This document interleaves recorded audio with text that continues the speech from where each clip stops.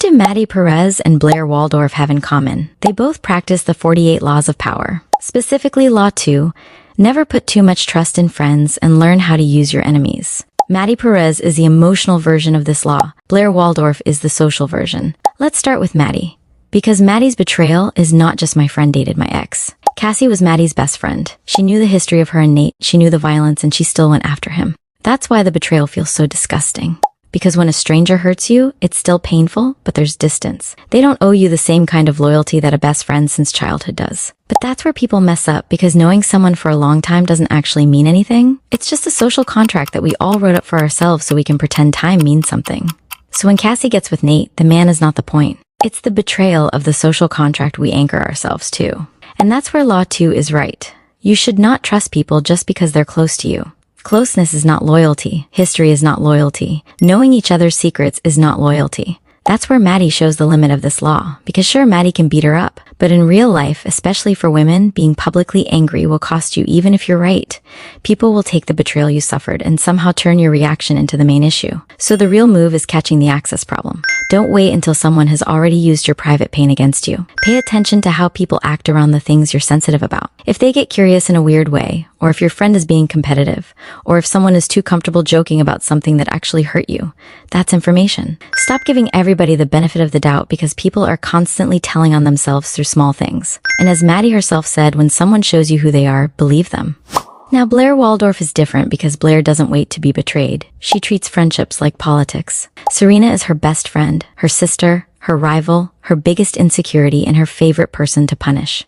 Which is why Blair is probably the most honest version of a powerful person's friendship, because the love is real, but the competition is also real. That's the part people like to sanitize. Some friendships have love and envy in the same room. And Blair knows that, and sorry to upset the Blair stans, but sometimes she's that girl herself. But that's why she doesn't just have friends. If you are around her, you are either useful or dangerous. The girl is not above secrets, and starting rumors, and leveraging invitations, and even straight-up humiliation. And I understand the appeal. Blair is what people wish they were after getting embarrassed. She rarely looks fully shocked, because on some level she already believed everyone was capable of being terrible. And honestly, that part is not stupid. If you've ever had a friend smile in your face while quietly competing with you, you understand why Blair moves like that.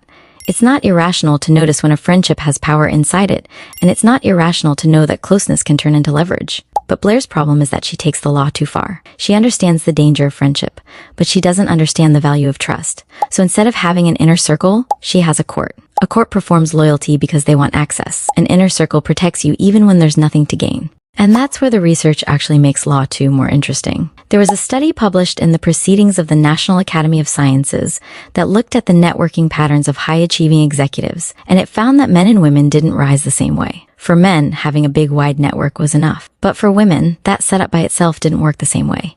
The women who did the best had a wide network too, but they also had a tight, high-trust, female-dominated inner circle. And the difference was huge, because those women actually landed positions expected to be 2.5 times higher in authority and pay than the ones who had low centrality and male-dominated networks. And that makes sense because women are not just networking for introductions.